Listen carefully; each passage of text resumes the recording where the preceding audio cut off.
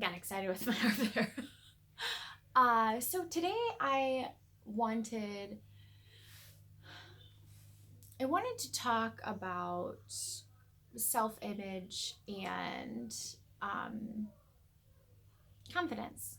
As I've talked a little bit before about emotionally what I'm going through after deconstruction, and also other, personal things in my life, because we don't go through deconstruction without other layers, right? Like we all have other things going on in our lives outside of breaking away from religion. So all of these things, they're just layers in our process, and it affects how we get through it. And sometimes, even though it may not be the very specific part of deconstruction, the different layers other people will connect with, because they may not be able to, just like I wasn't able to decipher like what part of this is trauma, what's religious trauma, what part of this is just the way that I was raised or the things that I've experienced as an adult. How much of my life was I experiencing through that religious lens that once I remove it, I still have to process, because it's not necessarily religion that caused the problems, but at the same time, being indoctrinated changed the way I would have dealt with trauma in the past. So, as I'm coming into my own, right? Because indoctrination takes your identity from you.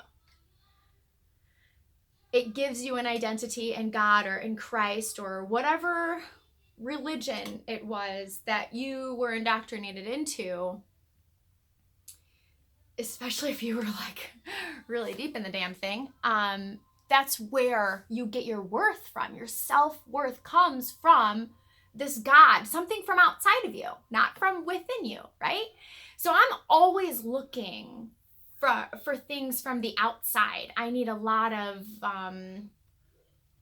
reassurance and acceptance. I remember always like looking for some type of favor in the church. God orchestrated, but I needed people to see me and notice these gifts that I had in order for me to be used by God. So I would always kind of feel this urgency to be noticed, for God to be noticed in me, so that I could bring him to people. Always wanted people to see God in me in a way that could transform their lives. I, was eager to pour out love and to show. It's so hard not to talk with my hand, even though my shoulder is very sore today. I just keep like, I'm just an animated person. Okay, so it's very hard for me to find worth from within myself. I don't know if it was one of my religious trauma groups, or I'm a part of a lot of different Facebook groups for deconversion and trauma, religious and those types of things, because I'm finding people that are going through the same things that I am. It's important to find community and to connect with other people processing the same things that you're processing. It brings up good questions. It helps you examine what's going on inside of yourself. And sometimes it just helps you blow off some steam. You get to laugh and giggle about the absurdity of what you used to believe and things like that. So someone said something about, what other ways are you essentially satisfying these cravings for spirituality? And I remember, it took me about 7 years to deconstruct fully. And the last year or so, I have, become an agnostic atheist, skeptic, as you will. And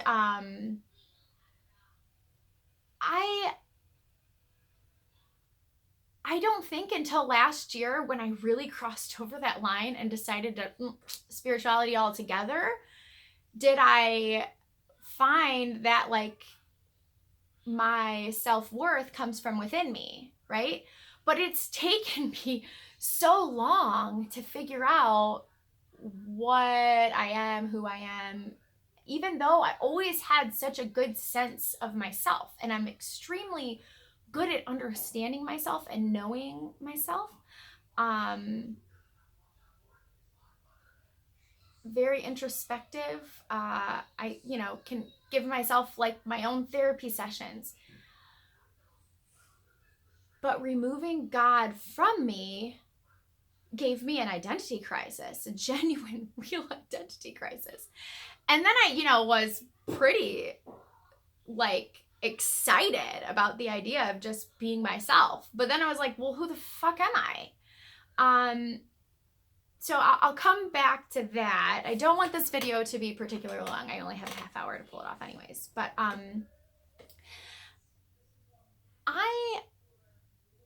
I just recently this year got diagnosed with ADHD, which I can see it all throughout my life. It wasn't just the pandemic.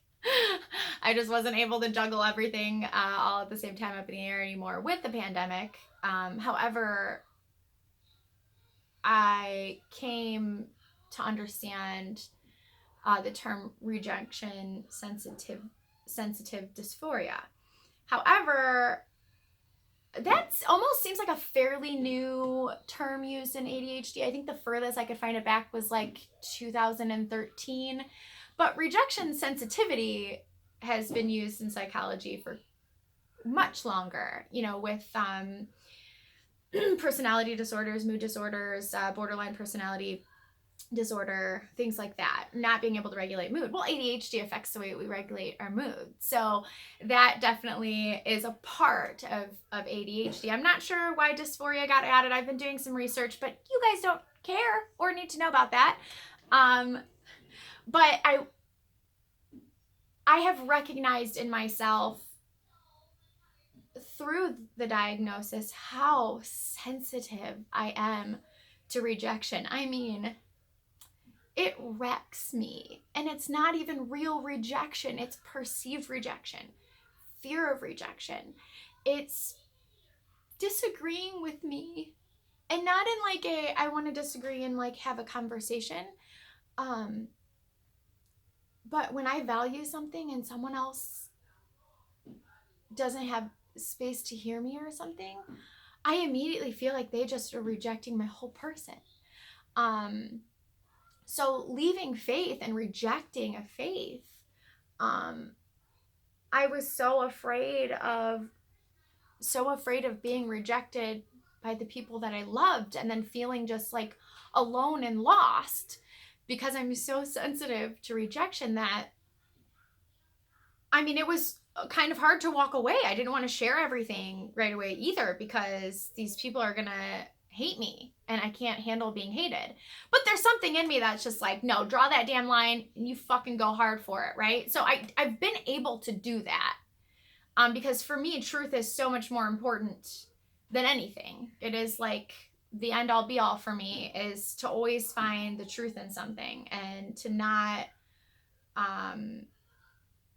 hold on to tradition for tradition's sake. I'm always, pushing boundaries. So I feel like I need to bring this back in a little bit. So I have recognized that I'm extremely sensitive to rejection in a way that wrecks me. I said that already, right? This affects my relationships, my friendships, deeply. I, with ADHD, can kind of forget to keep in contact with people, out of sight, out of mind for me sometimes. And something will remind me of someone and I'll send them a random text. It's been 3 months and we haven't talked, but I just want them to know that I love them, or that I was reminded of them or something. And then there's the friends that I'm seeing on Facebook regularly that I'm eager to spend more time with. And, they're not reaching out. I don't really know if they still like me. I get like this nervousness where I'm afraid people just suddenly don't like me anymore, or without the reassurance that they still care about me. I start to think, even though I can forget that other people exist sometimes, I start to feel like, oh, they forgot about me. I don't have any value. I'm not worthy. I'm not, anyways, I don't think this is how I wanted to go. I need to get back to where I was going with this.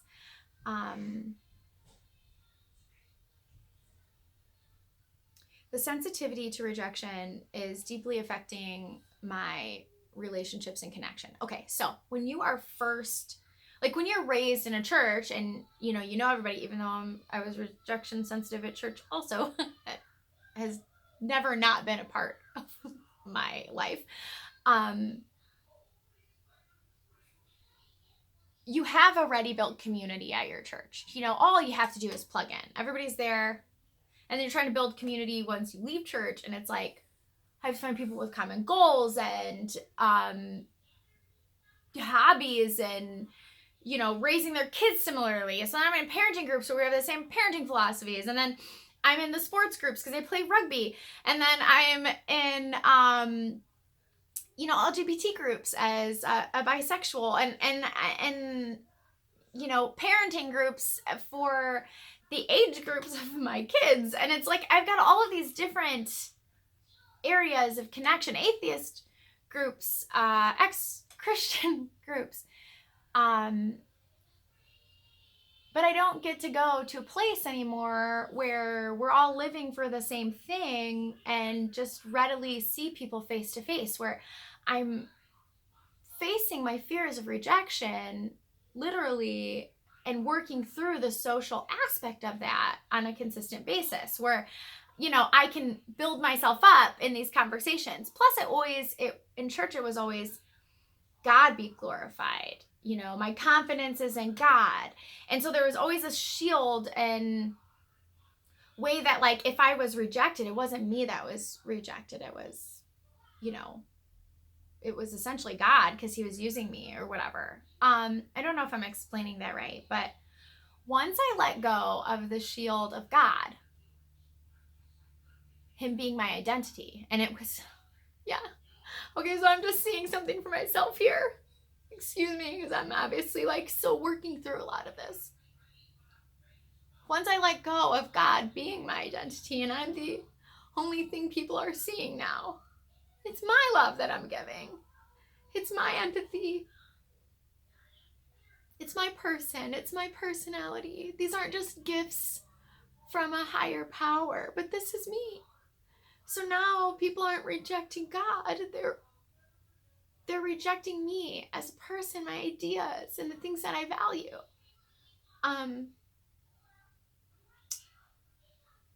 I'm sorry, I didn't realize that that's why it has gotten so much harder in the last couple of years, but it makes so much sense.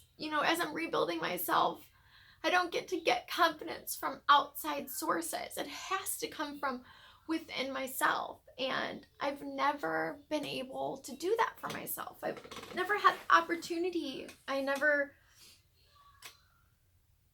God was always everything.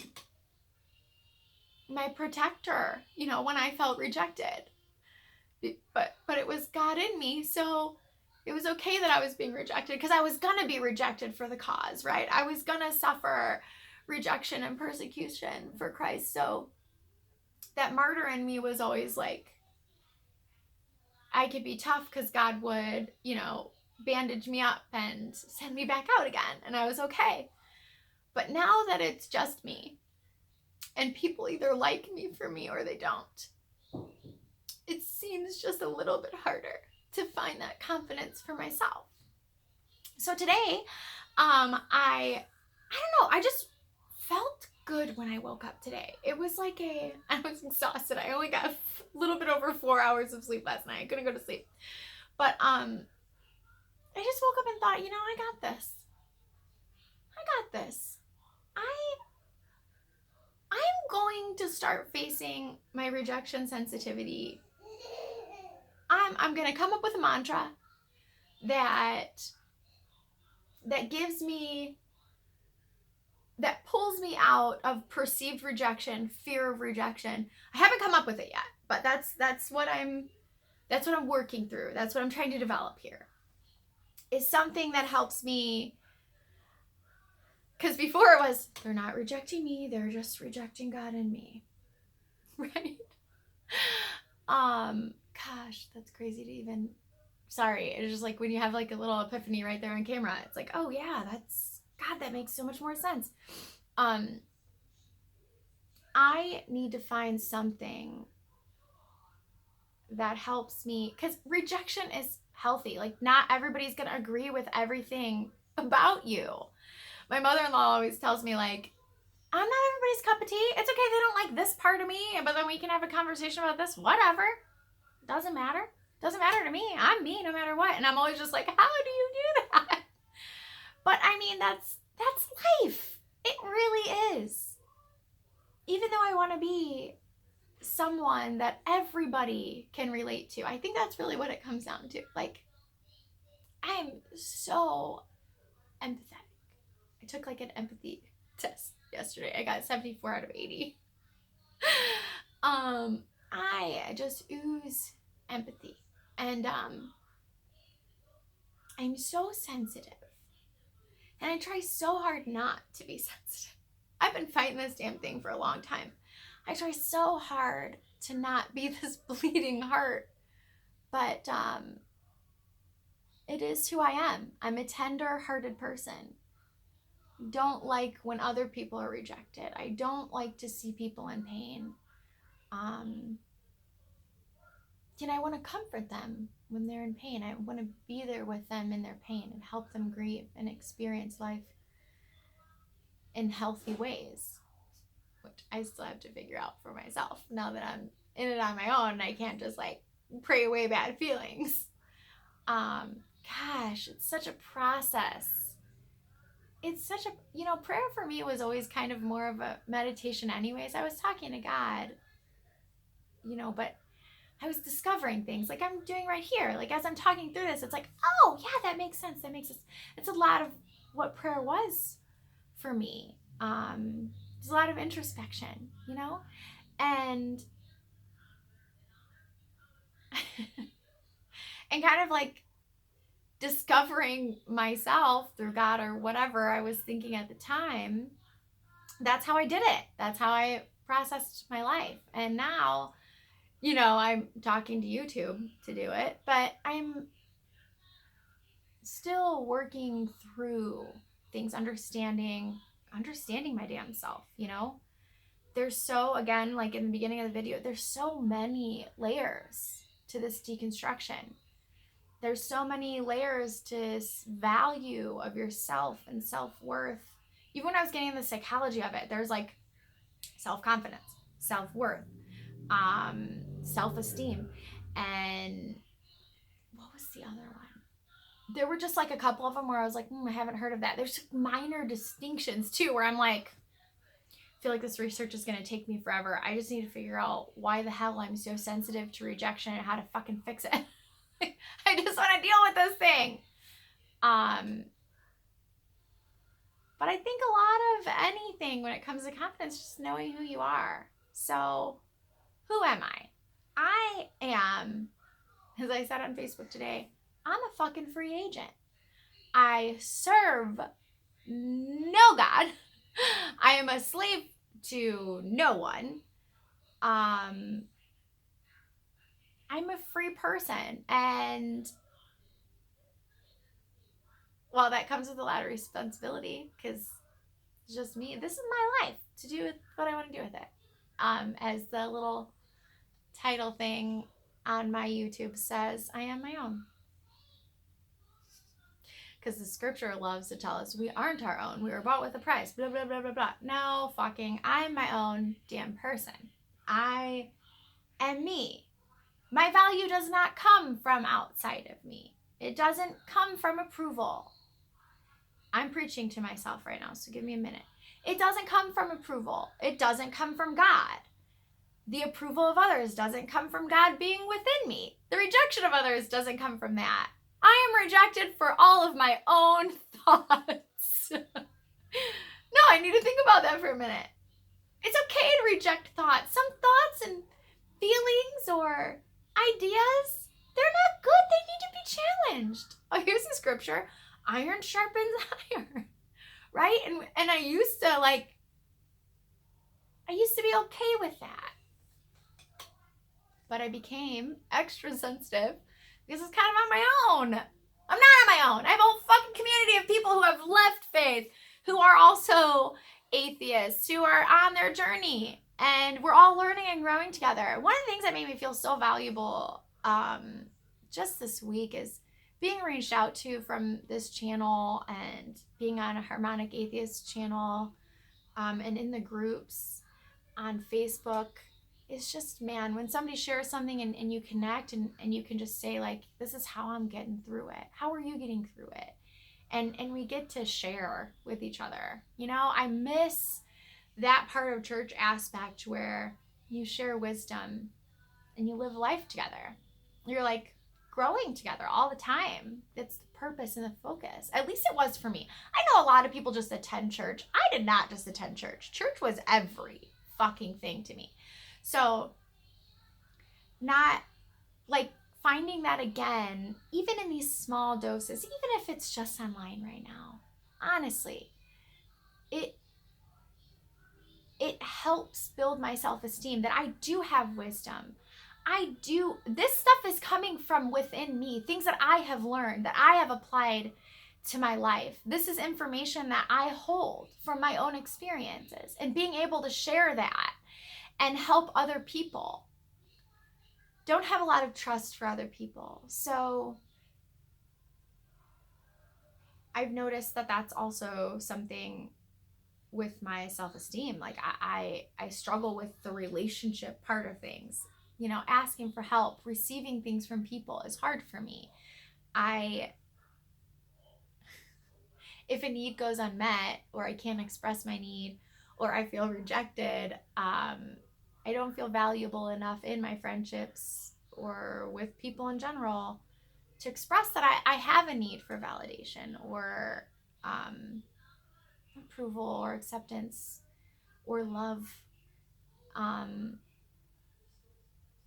afraid to say that sometimes because I don't want somebody, if I say I have this need and they can't meet it, or they don't want to meet it, or whatever the case might be, now I've just been rejected, and I'm sensitive to rejection. So that leaves me feeling like, you know, another instance of not being worthy, not being valuable enough for people to take the time to help me if I need help. So I don't like to ask for help. It terrifies me. I'm one of those people, I just, you know, nose to the grind. I'm going to figure this damn thing out on my own.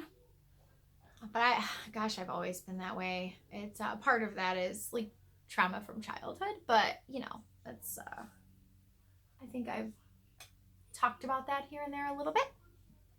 Anyways, yeah, so I need to come up with a mantra about, you know, who I am, what I know I am, and that it's okay if people reject my ideas. They're not rejecting me as a whole person.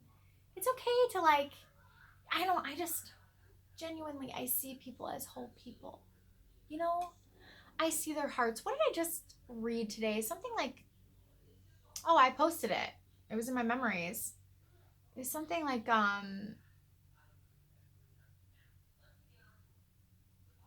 grace is the relationship with the person's heart and not their behavior. And that really makes a lot of sense to me. Because I look at the person as a whole. So when someone does something wrong, I don't reject them or their like mistake. I think there's a whole person there. People make mistakes. Like, that's not all that they are. But when somebody rejects a small part of me in some way, it feels like they're rejecting my whole person. So I need to work on the differences between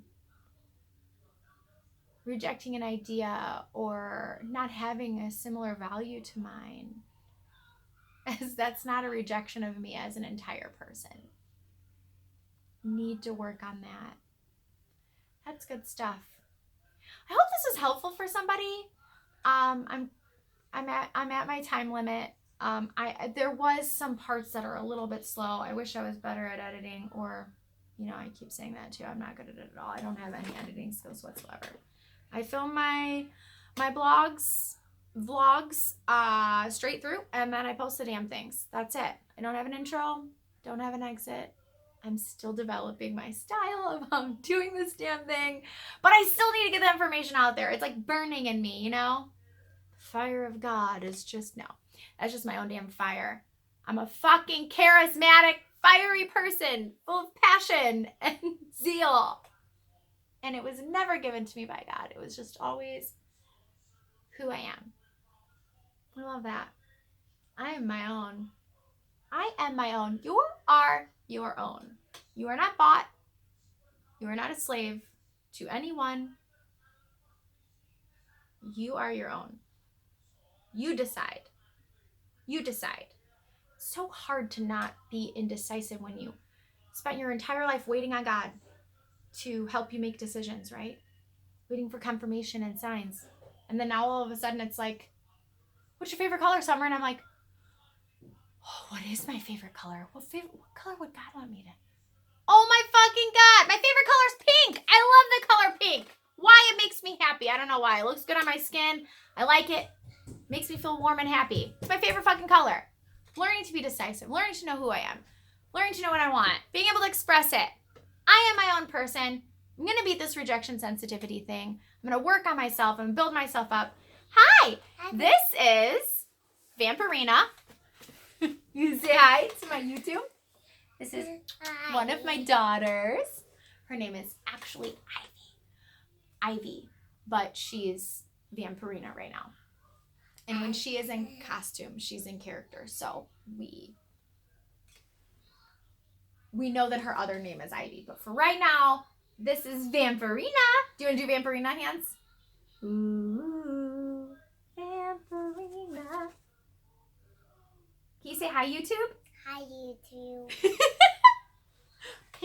Ouch. It's my little sunshine. Oh, she's got sunburnt arms. I just squeezed them. Ouchie. We got too much sun yesterday. All right. Say bye, YouTube. Hi, YouTube.